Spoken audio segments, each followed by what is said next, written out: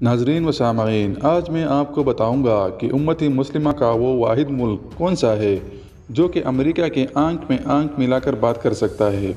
जी हाँ दोस्तों, मैं बात कर रहा हूँ तोयब अर्दोगान के मुल्क यानी तुर्की की। दोस्तों, इस वीडियो में हम देखेंगे कि तुर्की कितना ताकतवर मुल्क है। तुर्की के पास न्यूक्लियर मिसाइल नहीं है, लेकिन फिर भी तुर्की का शुमार दुनिया के चंद ताकतवर ममालिक में होता है।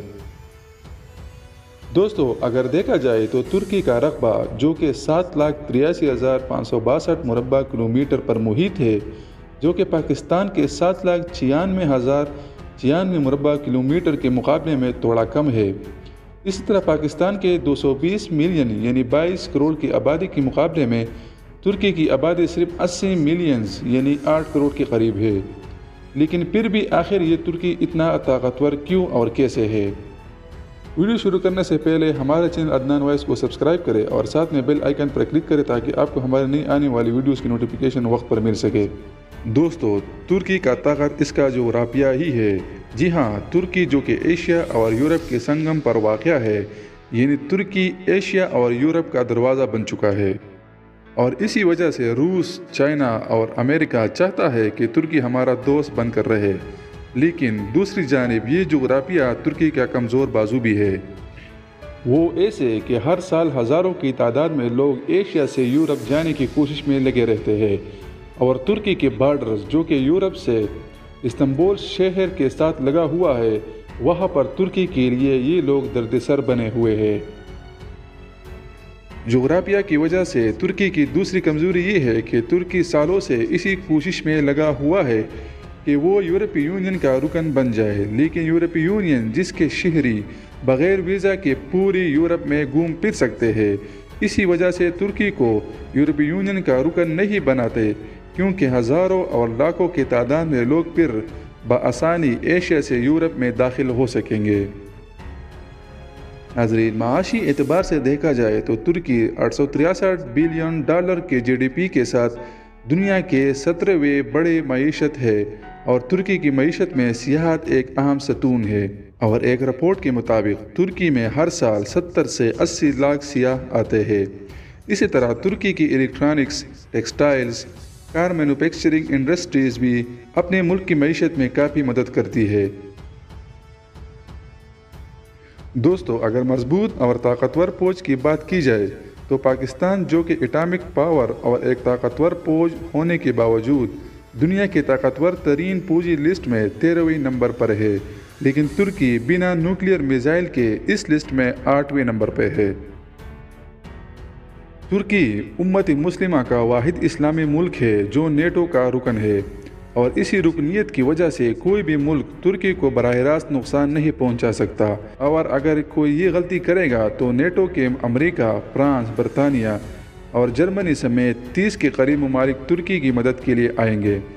दोस्तों, तुर्की के टोटल फौजी जवान तकरीबन 7,30,000 के करीब है, और इसमें से 4 लाख के करीब फौजी जवान नेटो मुआहिदा का हिस्सा है, जो कि तुर्की को इस लिस्ट में दूसरे नंबर पर लाकर खड़ा कर देती है। सबसे ज़्यादा फौजी जवान अमेरिका का नेटो में शामिल है, जो कि 13 लाख के करीब है।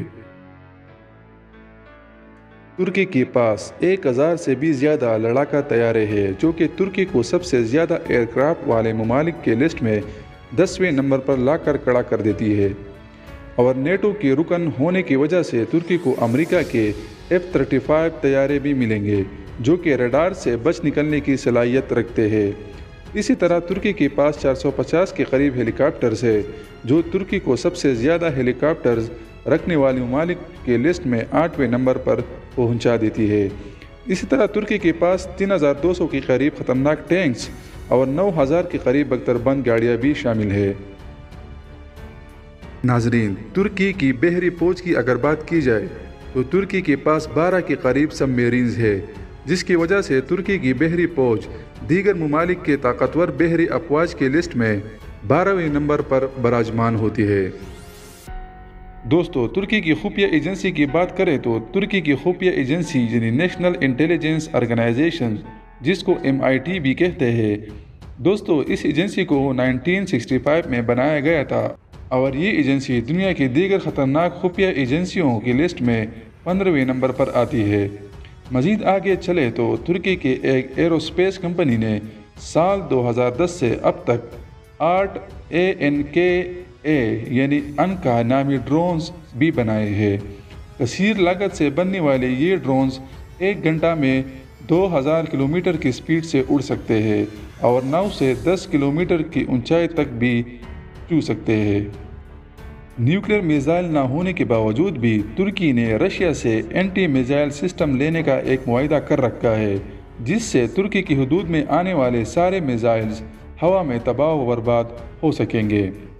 دوسری جانب ترکی، جو کہ سیاسی اثر رسوخ کے حوالے سے بھی دیگر اسلامی ممالک سے کافی آگے ہے، اور اسی وجہ سے جب امریکہ نے بیت المقدس کو اسرائیل کا دارالحکومت تسلیم کیا تو ترکی نے اپنے سیاسی داو پیچ لڑا کر ایک اسلامی ممالک کا اجلاس بلایا، جس میں بیت المقدس کو فلسطین کا دارالحکومت ڈکلیئر کیا گیا۔ ناظرین، اگر دیکھا جائے تو ترکی کی ایک طرف تو روس، ایران اور پاکستان سے اچھے اور بہترین تعلقات ہیں، لیکن دوسری جانب ترکی کے شام، ایران، سعودی عرب اور امریکہ سے سنگین نوعیت کے تعلقات ہیں اور یورپی یونین کے ساتھ بھی کشتی کرنے میں لگا ہوا ہے۔ ترکی کی جغرافیائی پوزیشن، تیزی سے بڑھتی ہوئی معیشت اور ترکی کی طاقتور فوج تو ترکی کے لیے پلس پوائنٹ ہی ہے، لیکن دوسری طرف ترکی میں کردوں کی طرف سے بغاوت، ہمسائے ممالک سے خراب اور کشیدہ تعلقات اور امریکہ اور یورپی یونین سے بگڑتی ہوئی صورتحال ترکی کے لیے آئندہ کے لیے مسئلے پیدا کر سکتی ہے۔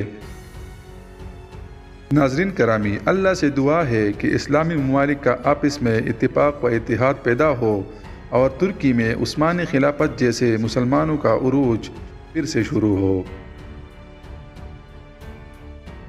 مزید ایسی مفید اور معلوماتی ویڈیوز دیکھنے کے لیے ہمارے چینل عدنان وائس کو سبسکرائب کریں اور اپنی رائے کا اظہار ہمیں کمنٹ میں ضرور دیجیے گا۔ اللہ ہمارا حامی و ناصر ہو۔